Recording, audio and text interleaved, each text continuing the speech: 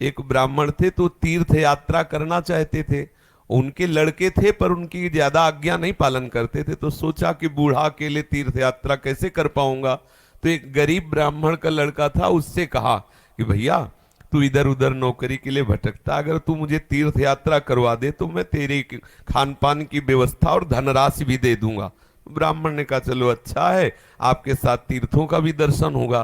तो जहां जहां जाना चाहते थे वो जवान ब्राह्मण बूढ़े ब्राह्मण को ले गया, तीर्थ दर्शन कराती हो। जब ब्रज धाम आया तो उसको बहुत बुखार आ गया बूढ़े को। उसने बहुत सेवा की, जैसे मतलब माता अपने बच्चे की सेवा करती है ऐसे सब सेवा की उस जवान ब्राह्मण ने। बड़ा द्रवित हुआ बूढ़ा ब्राह्मण, धनी ब्राह्मण था वो।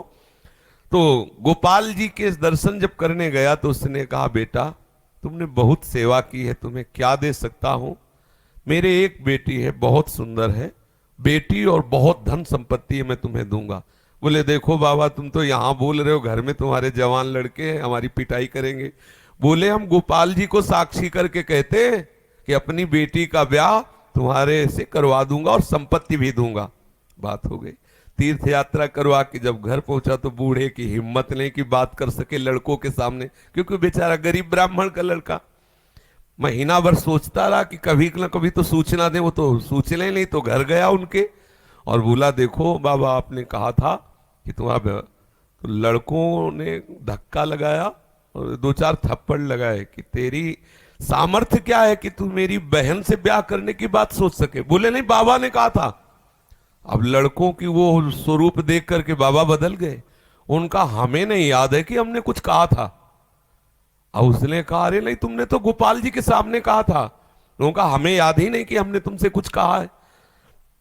पीट के भगा दिया।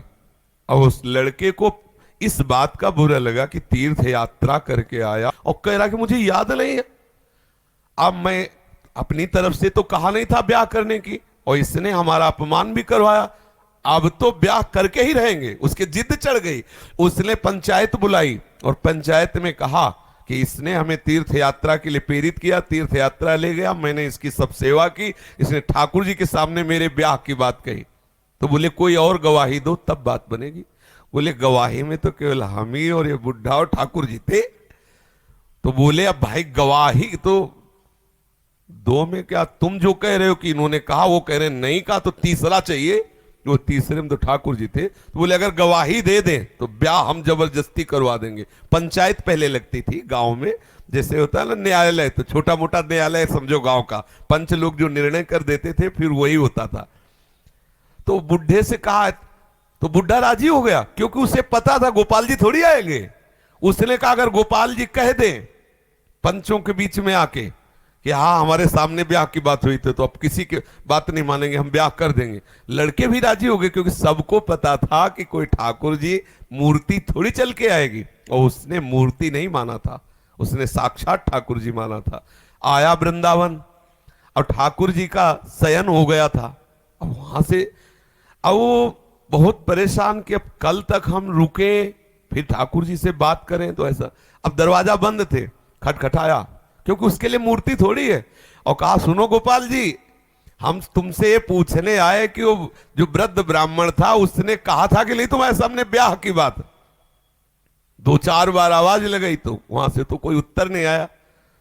फिर बहुत जोर से बोला भड़बड़ा के, देखो हम तुम्हें चैन से सोने नहीं देंगे, हम पैदल चल के आए, भूखे हैं, और आप ब्याह की समस्या है और आपको इसका उत्तर दे। छोटी मोटी बात होती तो छोड़ देते, ब्याह की बात है। ठाकुर जी ने अंदर से कहा मूर्ति कहीं चलती है, वहां चल के जब बोले मूर्ति बोलती तो चलेगी क्यों नहीं। ठाकुर जी फंस गए। ठाकुर जी ने अंदर से कहा कि कहीं ब्याह की बात है। ठाकुर जी ने अंदर से कहा मूर्ति कहीं चलती है, वहां चल के जब बोले मूर्ति बोलती तो चलेगी क्यों नहीं। ठाकुर जी फंस गए। ठाकुर जी ने अंदर से कहा कि कहीं मूर्ति वहां जाके थोड़ी उड़ीसा में वहां जाके साक्षी थोड़ी देगी, मूर्ति चलती थोड़ी है। बोले महाराज जब मूर्ति बोलती है तो चलेगी क्यों नहीं। अब ठाकुर जी विवश हो गए। ठाकुर जी बाहर निकल के आए और सब सेवक लोग सुला के गए थे। समझो कितना भाव में दम है। उसने देखा बहुत सुंदर गोपाल जी साक्षात ठुमुक ठुमुक कर करके आए, नौ किशोर। बोले देखो चलने के लिए तुम्हारे भाव के कारण राजी तो है, लेकिन भोग राग की व्यवस्था, क्योंकि हम वृंदावन के ठाकुर, हमें तो चक माल चाहिए।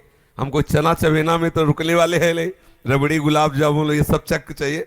तो बोले देखो कुछ रुपया तो है, अब शादी का चक्कर, इसलिए व्यवस्था तो तुम्हारी बनाएंगे ही हम।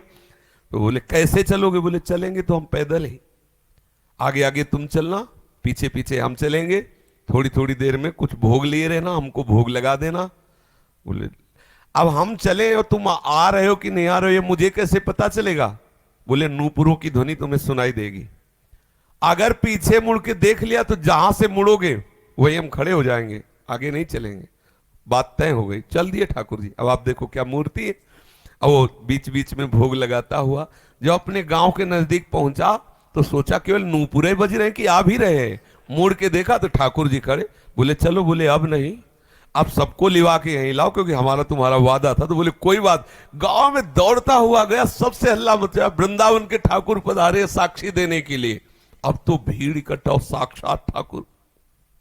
अब सब पंच आ गए, तो अब पंचों के सामने बुढ़े को कुछ बोलने की हिम्मत नहीं रही। ठाकुर जी ने सबके सामने उस भक्त की वचन रक्षा के लिए बोले और कहा हमारे सामने का और ब्याह हुआ। अब आप सोचो, अगर ये कोई बात सतयुग की नहीं है, ये बात सतयुग की नहीं है, ये कलयुग की ही बात है। हमारी श्रद्धा, हमारा विश्वास, जैसी हम भावना, अगर ठाकुर को मान लिया कि मूर्ति है तो मूर्ति ही रहेंगे, अगर मान लिया कि हम भले नहीं समझ पा रहे लेकिन हमारे ठाकुर है, तो एक दिन वो समझा देंगे कि वो ठाकुर है। जो छवि हम देख रहे हैं, राधा बाबा के पास भी ऐसी छवि थी। तो राधा बाबा से ठाकुर जी बात करते थे, ठाकुर जी मुस्कुराते थे, और हमारे सामने छवि, क्योंकि हम उन्हें फोटो मानते हैं। कभी फोटो और ये बात ना माने कि मूर्ति वो साक्षात है, ऐसी भावना करे तो अनुभव में आने लगेगा कि ठाकुर साक्षात है। जी।